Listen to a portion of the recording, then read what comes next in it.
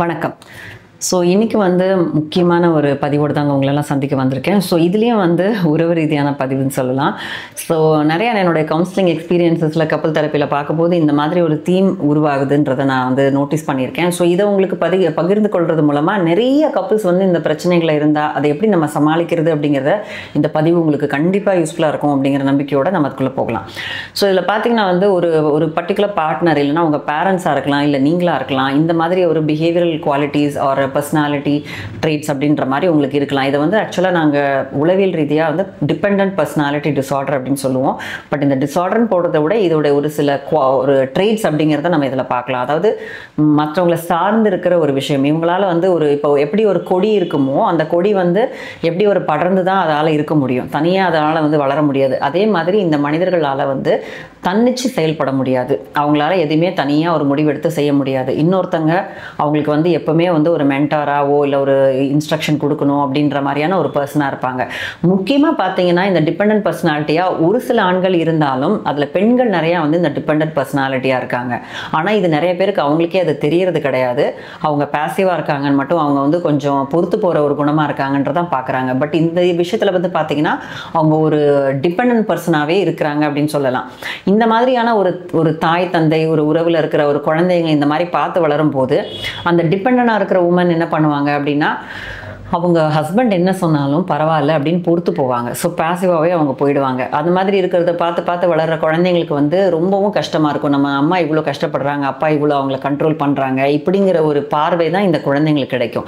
இதை பார்த்து வளர்கிறவங்களுக்கு எப்படி இருக்கும்னா, நம்ம அம்மாவை எப்படியாவது காப்பாற்றணும், நம்ம அம்மாவை இந்த கஷ்டத்துலேருந்து எப்படியாவது மீட்கணும் அப்படிங்கிற ஒரு எண்ணத்தோடவே தான் அவங்க வளருவாங்க.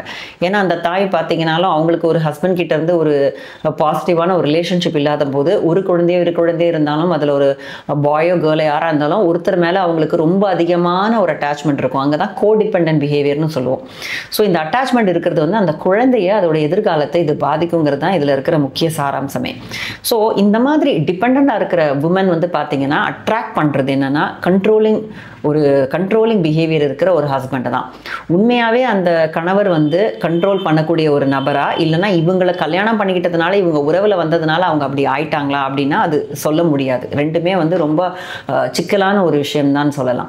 ஸோ முக்கியமாக என்ன ஆகும்னா, இந்த மாதிரி டிபெண்ட் ஆகிறவங்க இன்டைரக்டாக என்ன சொல்லுவாங்க, என்னை நீ பத்திரமா பார்த்துக்கணும், நீ தான் என்னோட வாழ்க்கைக்கு பொறுப்பு அப்படிங்கிற மாதிரி பொறுப்பை அவங்க கையில் கொடுத்துருவாங்க. அப்படி கொடுக்கும்போது அந்த மனிதனாக இருக்கிறவங்க ஏற்கனவே கொஞ்சம் டாமினேட்டிங் கேரக்டராக இருக்கிறவங்க சொல்லவே வேணாம், மொத்தமாக அவங்க கண்ட்ரோலை எடுத்துப்பாங்க லைஃப்பில். மற்றவங்களும் தள்ளப்படுவாங்க. ஒரு டிபெண்டாக இருக்கிறாளே நம்ம தான் அவங்கள பார்த்துக்கணும் போல இருக்கே அப்படின்னு சொல்லிட்டு அவங்கள நிறையா விஷயம் கமெண்ட் பண்ண ஆரம்பிக்கிறது. இந்த மாதிரி நீ பண்ணணும், அந்த மாதிரி நீ பண்ணணும்னு சொல்கிறது, இதை நீ செய்யக்கூடாதுன்னு இன்ஸ்ட்ரக்ஷன் கொடுக்கறது, எதுக்கு எடுத்தாலும் இவங்க கிட்ட முடிவு போய் நிற்பாங்க, பர்மிஷன் கேட்பாங்க. இதெல்லாம் பார்க்கும்போது நம்ம அப்பா ரொம்ப டாமினேட் பண்ணுறாரு, ரொம்ப கண்ட்ரோல் பண்ணுறாரு, நம்ம அம்மா பாவமே அப்படின்ற மாதிரி இந்த குழந்தைங்க நினச்சி நம்ம அம்மாவை எப்படியாவது காப்பாற்றிடலாம் அப்படின்னு ஒரு ரெஸ்கியூவராக இருக்க ட்ரை பண்ணுவாங்க. ஸோ ஆனால் உண்மையாக என்னன்றதை நம்ம புரிஞ்சுக்கணும். இந்த குழந்தைங்க இன்றைக்கி வளர்ந்து பெரியவளம் ஆகிருக்கலாம். ஸோ அந்த மாதிரி ஒரு நபர்களுக்கு இந்த மாதிரி நம்ம அம்மாவை நம்ம பொறுப்பு, நம்ம பத்திரமா பார்த்துக்கணும், இந்த மாதிரி கஷ்டத்தை மீட்கணும் அப்படின்னு நினச்சிங்கன்னா த பேட் நியூஸ் என்னென்னா உங்களால் அதை மீட்க முடியாது அப்படிங்கிறது தான். ஏன் அப்படின்னு நீங்கள் கேட்டிங்கன்னா, இந்த அம்மாக்கள் அந்த காலத்து ஒரு மரபுல வாழ்றவங்க, ஏற்கனவே சொன்ன மாதிரி கல்லானாலும் கணவன், புல்லானாலும் புருஷன்ற மாதிரி அவங்களுடைய வாழ்க்கையே இவ்வளவுதான், சின்ன ஒரு இதுல தான் அவங்க சுழண்டுகிட்டே இருப்பாங்க. அவங்களுக்கு அவங்க ஹஸ்பண்டை பார்த்துக்கணும், அவங்களுடைய நாத்தனார்களை பார்த்துக்கணும், இதுதான் அவங்களுடைய மிகப்பெரிய கோல் இன் லைஃபா இருக்கும். அவங்க கிட்ட நல்ல பேர் வாங்கணும். அவங்க என்னதான் கெட்டதா சொல்லுவாங்க, உங்க அக்கா அப்படி சரியில்லை, அம்மா சரியில்லை, உங்க அம்மா இப்படி இருக்காங்கன்னு எவ்வளவு நாளும் குறை சொல்லுவாங்க. ஆனா வீட்டில் பார்த்தீங்கன்னா அவங்கள தாங்குன்னு தாங்குவாங்க. அவங்களுக்காக எல்லாமே பண்ணி கொடுப்பாங்க, சமைச்சு கொடுப்பாங்க, நல்ல பேர் வாங்குவாங்க. ஆனாலும் இவங்களை எல்லாரும் அடிமையாக தான் நடத்துவாங்க. ஸோ இவங்களுக்கு இதே ஃபேட்டில் தான் போவாங்க. இவங்க பார்த்தீங்கன்னா விக்டிம் மோடில் இருப்பாங்க. ஸோ இந்த பர்சன் பார்த்தீங்கன்னா அவங்கள பர்பச்சுவேட்ற மாதிரி அவங்கள தண்டனை கொடுத்துட்டு இருக்க மோட்லேயே இருக்கிற மாதிரி இருக்கும் இந்த அப்பாவோட கேரக்டர் பார்த்தீங்கன்னா. ஸோ அவங்க கொஞ்சம் இந்த அப்பாக்கள் எப்படி பார்த்தீங்கன்னா ஒரு கண்ட்ரோலிங்காக இருக்கிறதுனால இதை இப்படி தான் செய்யணும்னு டிக்டேட் பண்ணிக்கிட்டே இருப்பாங்க. ஆனால் ஏன் இப்படி இருக்கிறாரு, இவர் ஏன் இவ்வளோ மோசமாக இருக்காரு, அதனால தானே எங்கள் அம்மா இப்படி இருக்கிறாங்க அப்படின்னு கேட்டு, that is not the truth. The first thing is அம்மா டிபெண்டாக இருக்கிறாங்கிறது தான் விஷயம்.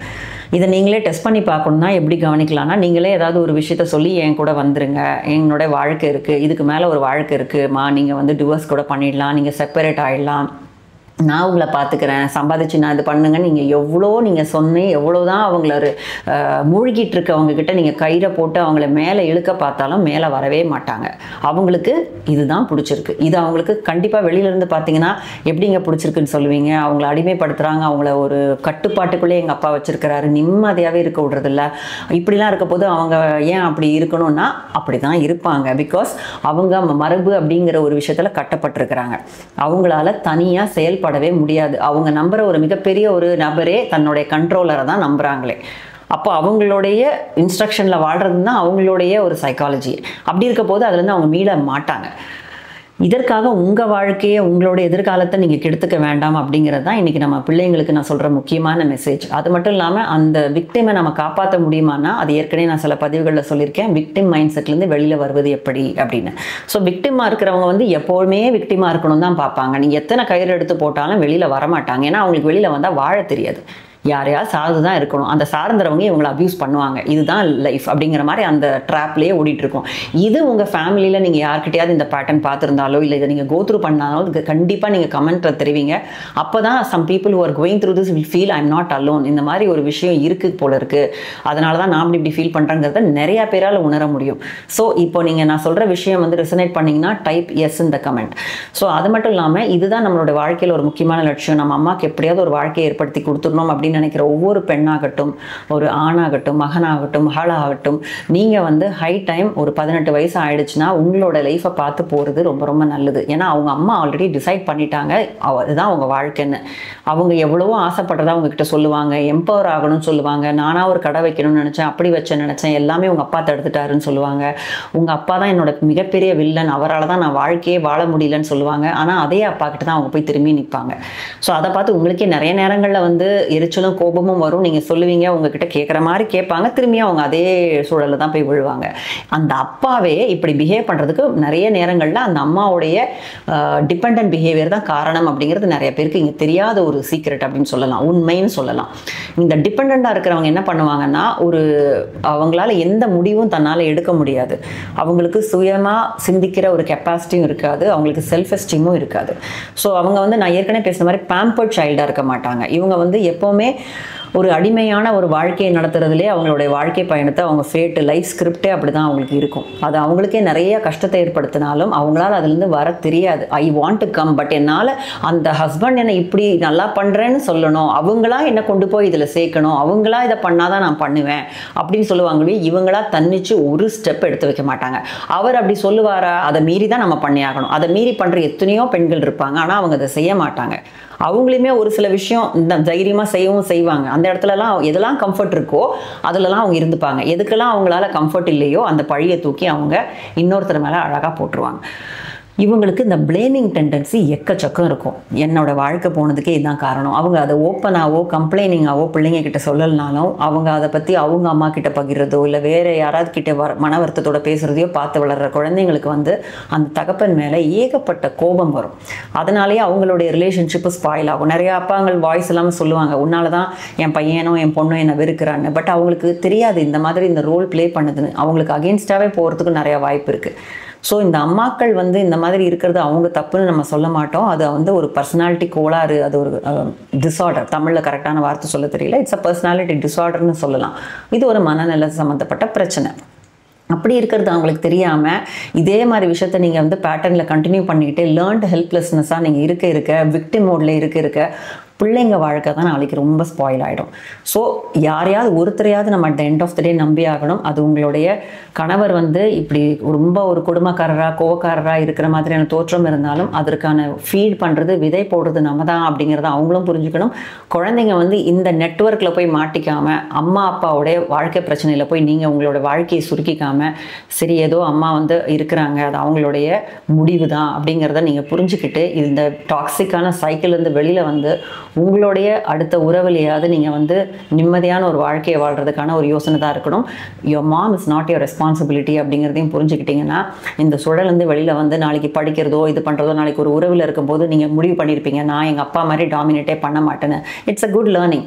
நீங்கள் ஒரு நல்ல பர்சனாக இருங்க, கூடவே ஈக்குவலாக இருக்கிற ஒரு ஒய்ஃபை கல்யாணம் பண்ணிக்கிட்டு அவங்களோட ஒரு mutual respect and love and அண்டர்ஸ்டாண்டிங்கோட உங்கள் வாழ்க்கையை தொடரணும். இந்த விஷயத்துலேருந்து உங்கள் அம்மாவை ரெஸ்கியூ பண்ணுற ஒரு விஷயத்துலேருந்து தயவு செஞ்சு வெளியில் வந்துடுங்க. You offer all the help. உங்கள் டிட்டாச் பண்ணிக்க சொல்லலை, எல்லா ஹெல்ப்பையும் ஆஃபர் பண்ணுங்கள், எல்லாமே கொடுங்க. But there should be always a boundary. அதை மீறி நீங்கள் போனீங்கன்னா நீங்கள் தான் ஹர்ட் ஆவீங்கிறத இந்த பதிவு மூலமாக நீங்கள் புரிஞ்சுக்கணும். இதற்கான எதிர்ப்பலைகள் வரலாம். நீங்கள் அது நாம் சொன்னது இப்படியான்றதை வந்து நீங்கள் புரிஞ்சுக்கிறதுக்கே பல மாதங்கள் கூட ஆகலாம். பட் இந்த விஷயத்தை வந்து புரிஞ்சுக்கிட்டிங்கன்னா நீங்கள் கமெண்ட்ஸில் தெரிவிங்க, உங்களுடைய கருத்துக்களை என்று தெரிவிக்கலாம்.